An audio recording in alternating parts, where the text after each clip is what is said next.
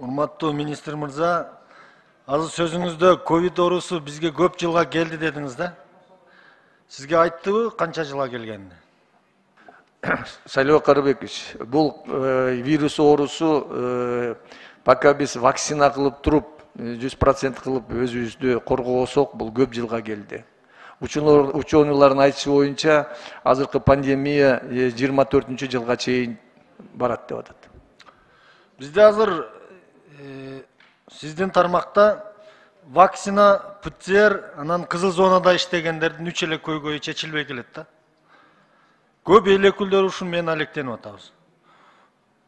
Вакцинаны биз азыр мажбурлап берип атабызбы элдерибизге?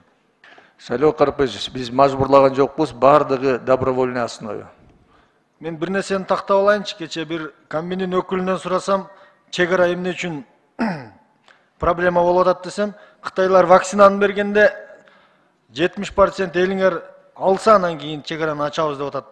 Анан товарды жөнөтөбүз деп атат деп жооп берди. Ошондой деп келишим түзүңөрбү?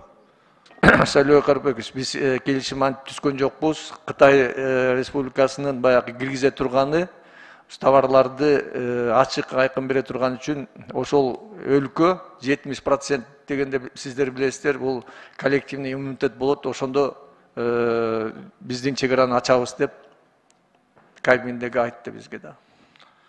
Ал алдап коюптур, чек ара ачык эле экен, өздөрү сүйлөшө албай атыптыр. Тактадым мен. Ош шаарында канча адам экен кызыл зонада иштеп ала албай аткандар? Сайлоо Карыбекович, мынакей биздики азыркы кезде сиз айткан красный зонада иштегендердин айлыктары өз убагында берилип атат. Компенсацияны биз ошол ар бир аймакта өзүнчө комиссия түзүлгөн. Комиссия протоколун берер менен биз бирден ашка жеткирбей акчаны которуп берип атабыз. Так айтсаңыз, Ош шаарында канча адам ала албай атат? Азыркы кезде менде так маалымат жок экен. Эмчүнегине биз 980 протоколду кайрып бердик Кыргызстандын аймагына. 180 мед кызматкер ала албай атыптыр. Ушуну тактап берип койсоңуздар, кызыл зонадачы. Макул, Сайлоо Карыбекович, эртең кечинде мен ошо Ошко учуп баратам, мен сизге письменном виде канча киши албаганын врачтар менен жолуктуруп сизге берип коем. Мен бир суроого жооп ала албасам, кайталап жүрө бере турган адатым бар да. 2 ай мурун айттым эле.